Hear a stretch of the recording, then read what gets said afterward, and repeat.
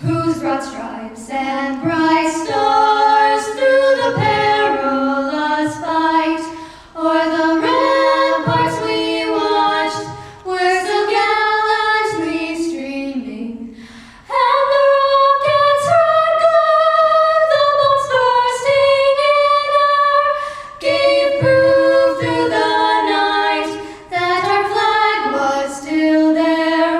Oh, say does that star-spangled banner yet wave o'er the land of the free and the home of the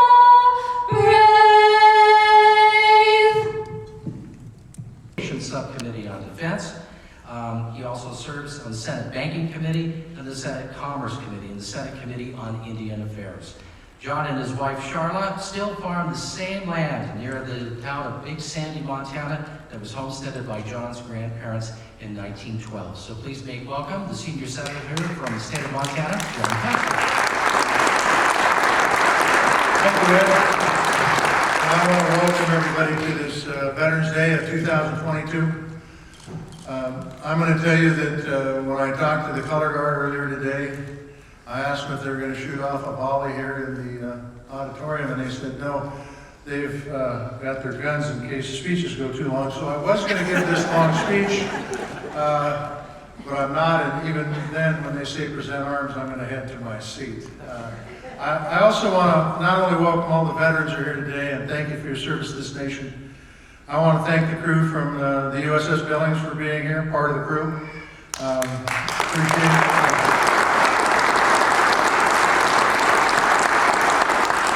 I'm going to tell you, I appreciate what you guys do and your fellow service members, regardless of what branch you're in, what you do every day. Here about 2 or 3 weeks ago, my wife and I had a chance to visit the countries around Ukraine, Lithuania, Poland. Got to see what life was like over there outside the thumb of Russia.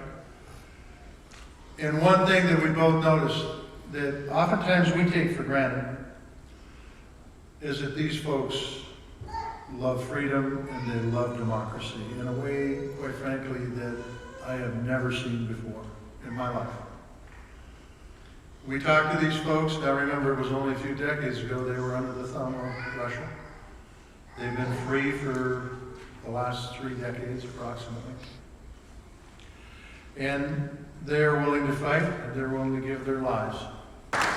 Thank you, Ed. It's a great privilege to be here. Thank you, Senator Tester. As I think many know here, the Senator was absolutely instrumental in getting the USS Billings named after Montana's largest city, and his wife Charla, the sponsor of the ship, have just bent over backwards to take care of the crew for ever since the christening of the ship in 2017. So thank you, Senator, and thank you, Charla. I am the former commissioning chairman of the USS Billings and a board member of the Friends of the USS Billings organization. And it's my special honor to introduce the captain of the USS Billings and leader of the ship's gold crew, also known as the Thundercats, Commander Brett Seeley. Commander Seeley hails from Bradenton, Florida.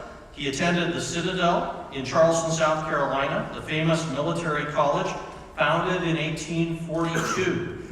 It was also the thinly veiled alma mater, as you might remember, of Frank Underwood in House of Cards, where it was called the Sentinel.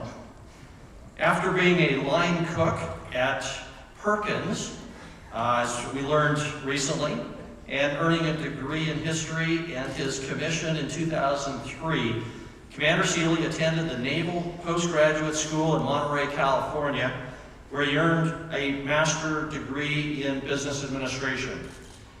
Commander Seeley has served honorably and received various unit, campaign, and personal awards during his military career.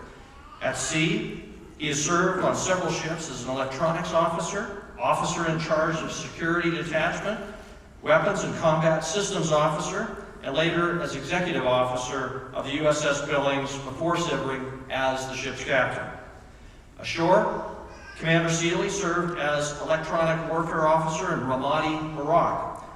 Battle Watch Officer and Chief of Naval Operations Staff at U.S. Fleet Forces Fleet Command Center in Norfolk, Virginia. And Commander Seeley is a sportsman, and owing to his Florida roots, is a diehard Tampa Bay Buccaneers fan. He and his, there's chuckling there, he and his wife, Amanda, a one-time Perkins server, that's where they met, have one daughter, Emily. Commander Seeley has been a crew member of the USS Billings since June of 2019.